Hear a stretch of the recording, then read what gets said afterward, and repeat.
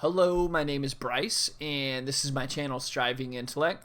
And today we're going to be talking about something a little bit controversial: the deportation of individuals who are gang members in gangs who have been classified as terrorist organizations, like MS-13 in Trinidad. And it's interesting to me to see that the Democratic Party has chosen this as their hill to die on. They are the individuals who support re-releasing violent gang members and terrorists back into our country. But I have a short clip of the El Salvadorian president, Bukele, and the president of the United States, Donald Trump, talking about it and getting questions from the press. And we'll give that a listen real quick. President, do you plan to ask President Bukele to help return the man who your administration says was mistakenly deported?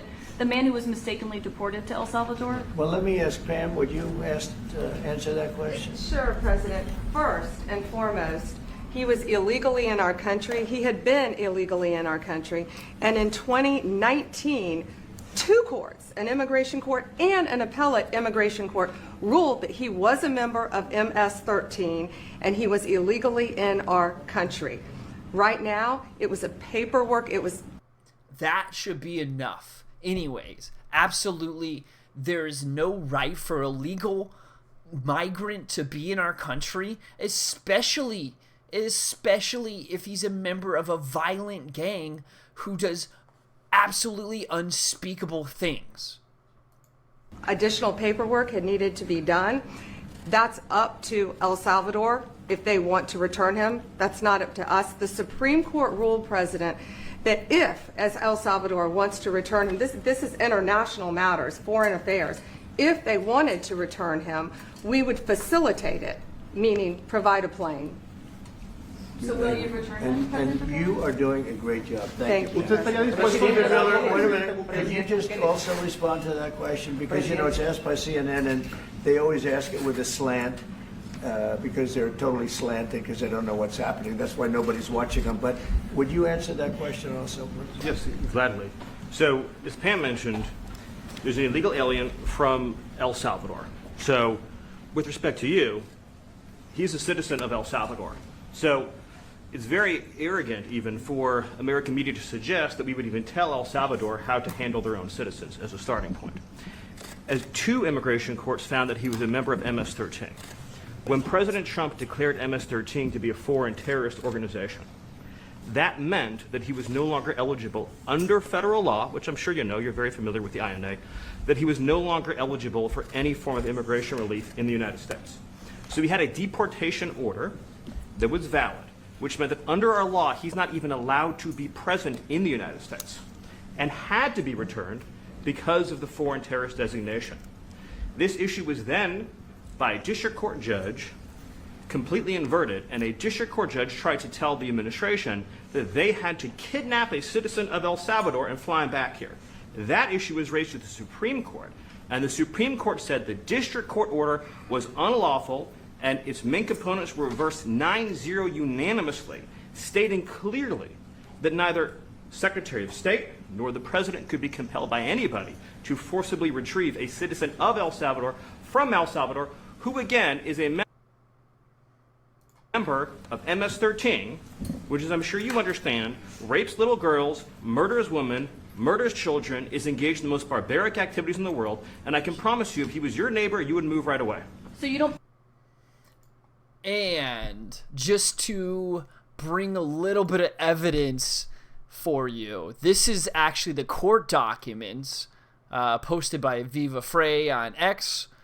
These are the court documents confirming that the illegal migrant who came into our country illegally, might I add, who is an El Salvadorian citizen, is in fact part of the MS-13 gang. It was found in two separate courts. Absolutely absurd that a judge, which they mentioned, there is a judge who I would call a rogue judge, who's only a district judge, who seems to think that they have more power than the President of the United States. generally speaking, she is not the Supreme Court. She is a district judge, and having universal rulings that affect the whole entire country is absolutely unconstitutional. But we'll go back and we'll listen to what the president of El Salvador has to say about this.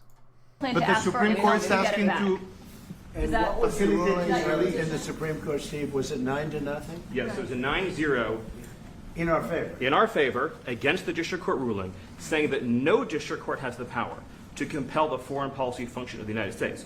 As Pam said, the ruling solely stated that if this individual, at El Salvador's sole discretion, was sent back to our country, that we could deport him a second time.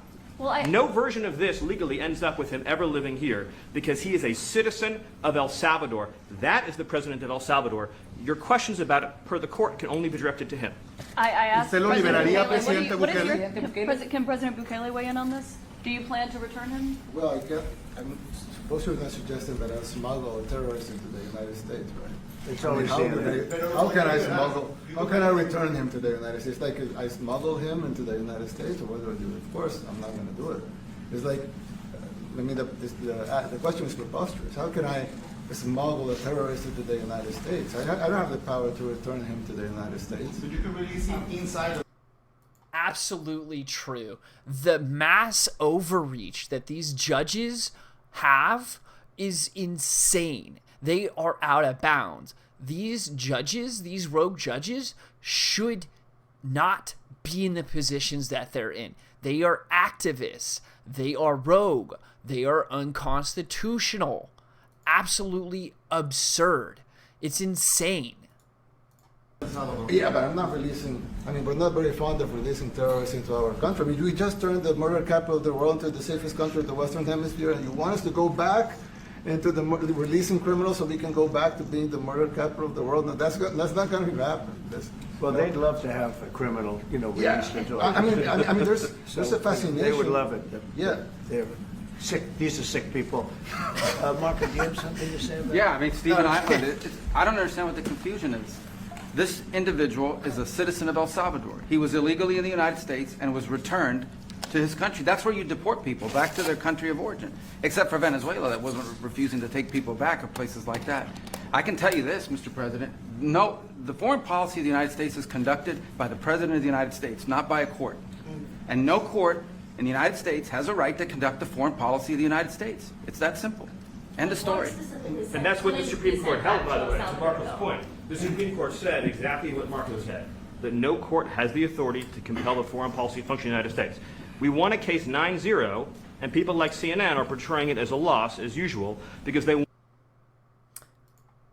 Absolutely insane. And the idea that the Supreme Court agreed on anything 9-0 is absolutely incredible anyways. That basically never happens.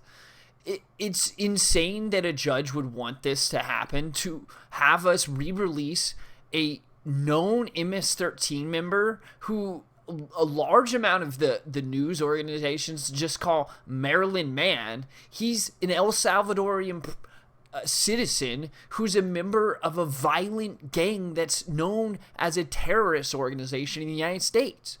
It's insane that this is what they're trying to do.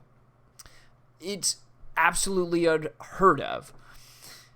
So, that being said, the Congress has actually put forward more than a couple bills, or this bill specifically, in order to combat rogue judges. Because this is insane and unconstitutional that these judges, who are district judges, not even Supreme Court judges, can affect the whole entire United States by re-releasing terrorists and gang members into our country who came into the country illegally in the first place.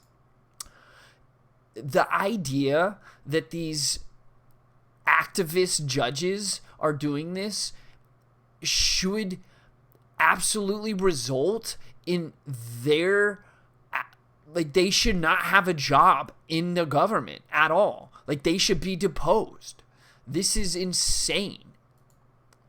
Even the Democrat representatives, Dems' planned trip to El Salvador amid legal battle over Maryland man deported in error. Again, he's an El Salvadorian citizen who came into our country illegally and is a member of MS-13 who is most likely trafficking other human beings. The hill that they're going to die on is the same hill that terrorists and MS-13 members are on. They are on the wrong side of history.